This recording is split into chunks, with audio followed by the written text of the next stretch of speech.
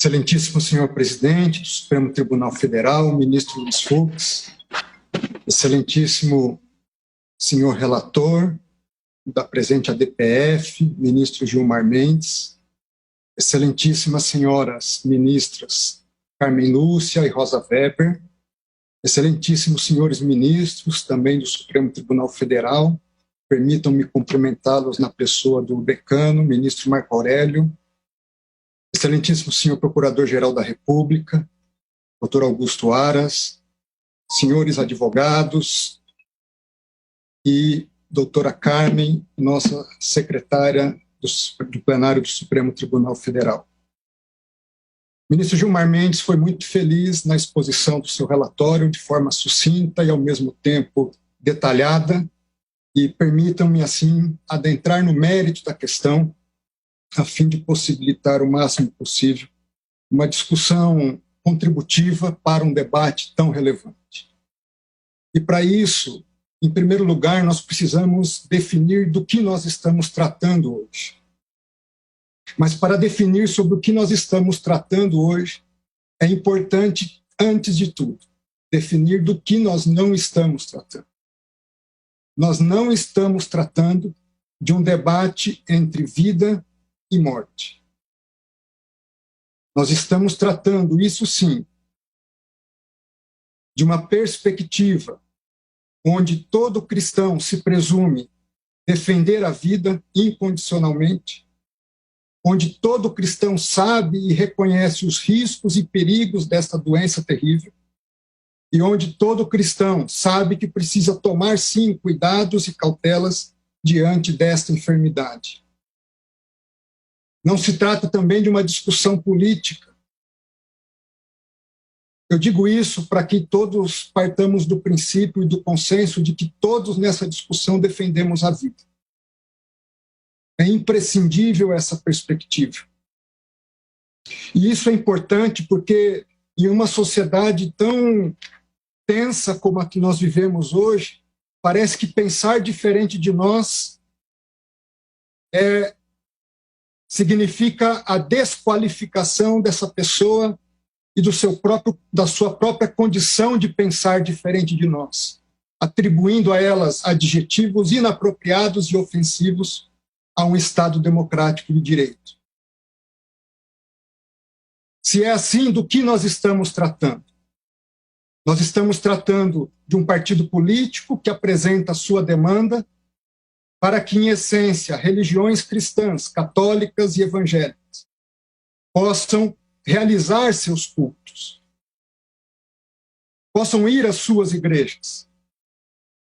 Mas, dentro desse contexto, é importante fazer, e eu faço como registro histórico, o que significa para o cristão a igreja.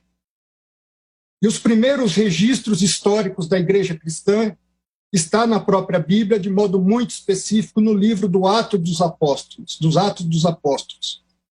E registra-se ali, após Jesus confiar a Pedro, o apóstolo Pedro, ser a pedra fundamental da sua igreja, que os cristãos, no capítulo 2, diariamente perseveravam no templo, partiam o pão de casa em casa, tomavam suas refeições em conjunto, louvando a Deus e contando com a simpatia do povo.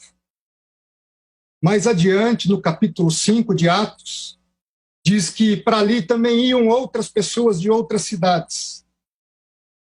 Porém, levantando-se o sumo sacerdote e todos os que estavam com ele, prenderam os apóstolos e os recolheram à prisão.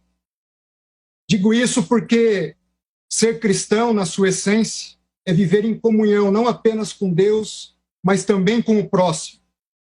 Ser cristão é estar junto ao próximo, é ter compaixão do próximo.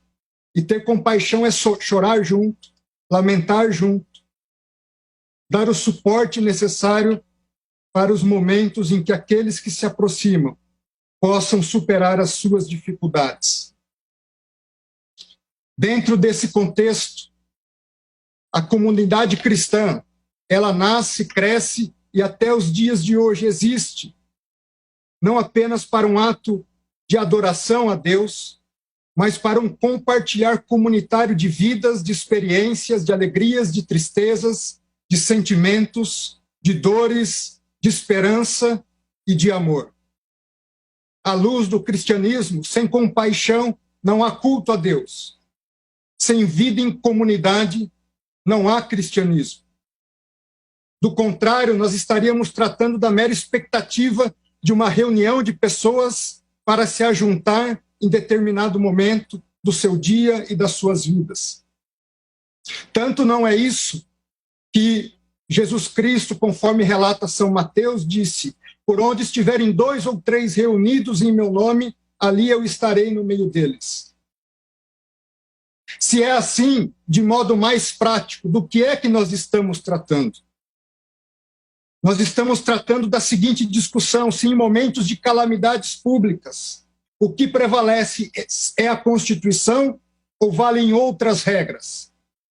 Se nós podemos suprimir direitos fundamentais sem o respeito às normas previamente estabelecidas pelo poder constituinte? Se nós podemos fazê-lo independente da decretação de medidas excepcionalíssimas como estados de defesa e de sítio? E aqui registro, não os defendo, não é o caso de medidas como essa. A verdade é que sabemos sim que o Supremo Tribunal Federal delegou aos estados o poder de estabelecer medidas restritivas às atividades da comunidade. Mas até que ponto essa delegação foi um cheque em branco? O governador e o prefeito pode fazer qualquer medida sem sequer passar pelo poder legislativo local? Não existe controle? Não se tem que respeitar proporcionalidade? Não se impedem medidas autoritárias e arbitrárias? Se autoriza a rasgar a Constituição? Se autoriza a prender um vendedor de água ambulante e espancá-lo no meio da rua? Enquanto em grandes supermercados isso é feito legitimamente?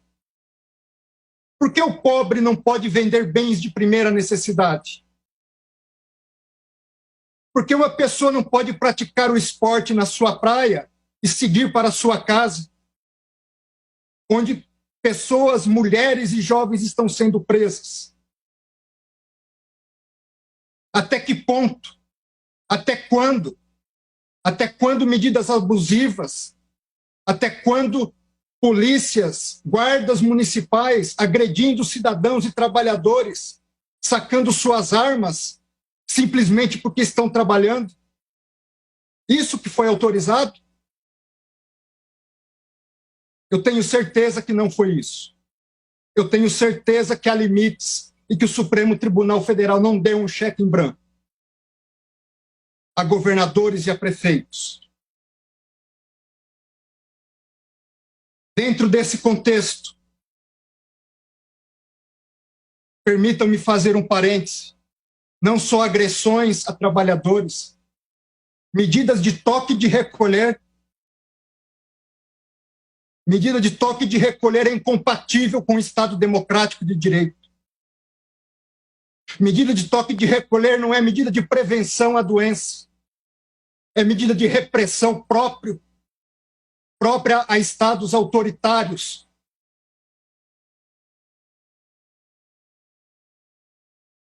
Falemos um pouco de injustiça para tentar encontrar a justiça. Tanto é injusto fechar-se templos e atividades religiosas, que a Suprema Corte dos Estados Unidos, em 2 precedentes, disse isso ser inconstitucional. Um deles citado brilhantemente pelo ministro Gilmar Mendes. E o segundo que trata de medidas adotadas pelo Estado da Califórnia, onde disse a Suprema Corte dos Estados Unidos, em um dos seus votos: há 4 razões alegadas pelo Estado para proibir os atos religiosos. Em primeiro lugar, a alta interação entre pessoas. Segundo, proximidade física. Terceiro, permanência em períodos longos no mesmo local. Quarto, haver atividades de canto religioso. diz a Suprema Corte, ninguém duvida que esses fatores podem aumentar o risco. Ninguém duvida que há um interesse público em diminuir esse risco. Essa Corte diz, não está negligenciando o sofrimento que muitos experimentam na pandemia. Porém, o Estado da Califórnia se equivocou na medida em que sugere que esses 4 fatores estão sempre presentes na atividade religiosa ou sempre ausentes em outras atividades seculares que a sua regulação permite. O Estado da Califórnia não buscou explicar por que não poderia enfrentar essas preocupações legítimas com regras mais brandas do que o banimento completo dos cultos. Em segundo lugar, vamos comparar situações fáticas similares. Como estão nossos ônibus, nossos trens, nosso transporte aéreo? Nossas secretárias do lar continuam passando 1h30, 2 horas, em ônibus, trens e metrôs superlotados para estarem nos servindo em nossos lares. Hoje nós vamos pegar um avião, tomamos cautela ao entrar no aeroporto, na fila do saguão do aeroporto, mantemos distanciamento e sentamos como uma lata de sardinha, um colado no outro, dentro dos aviões. Foram impedidas reuniões presenciais de trabalho? Os governadores fecharam os sindicatos para suas reuniões, fecharam as associações, fecharam-se partidos políticos. Por que somente as igrejas? Por que essa discriminação? As igrejas, segundo a OMS, o Brasil é o campeão mundial em transtornos de ansiedade. Segundo lugar no mundo em transtornos depressivos que podem levar ao suicídio. E diante de uma situação como essa, artigo publicado no Jornal da Associação Americana de Medicina Psiquiátrica diz que suicídio e coronavírus fazem a tempestade perfeita. E diz um dos trechos do artigo, a frequência semanal a serviços religiosos foi associada a uma taxa de suicídio 5 vezes menor em comparação com aqueles que não frequentam atividades religiosas semanais. No Japão, aumento de 70% no número de suicídios de mulheres em outubro de 2020. Só que, diferentemente de Japão e Estados Unidos, o pobre brasileiro não pode pagar psicólogo. Muitas das vezes é o padre, é o pastor, que está em locais onde o Estado sequer se faz presente. O primeiro a ouvir seus dilemas, suas dificuldades, as agressões que sofrem no lar, a falta de pão, a falta de amizade e de contato com as pessoas. Artigo publicado por Cássia Coelho diz que as atividades religiosas são essenciais no enfrentamento do coronavírus. Ela diz, elas trazem sentido de esperança, reflexão sobre o processamento da testagem positiva, ajuda de várias dimensões no cuidado à saúde, fortalece a humanidade das pessoas. Senhores ministros, senhoras ministras, a Constituição brasileira não compactua com o fechamento absoluto e a proibição das atividades religiosas. Não compactua com a discriminação das manifestações públicas de fé. Tanto é assim que remédios excepcionalíssimos da própria Constituição não admitem sequer esse tipo de medidas que estão sendo adotadas regionalmente. Não há cristianismo, e aqui eu concluo, sem vida comunitária. Não há cristianismo sem a casa de Deus. Não há cristianismo sem o dia do Senhor. É por isso que os verdadeiros cristãos não estão dispostos jamais a matar por sua fé, mas estão sempre dispostos a morrer para garantir a liberdade de religião e de culto. Que Deus nos abençoe, tenha piedade de nós, e eu começo por mim. Muito obrigado.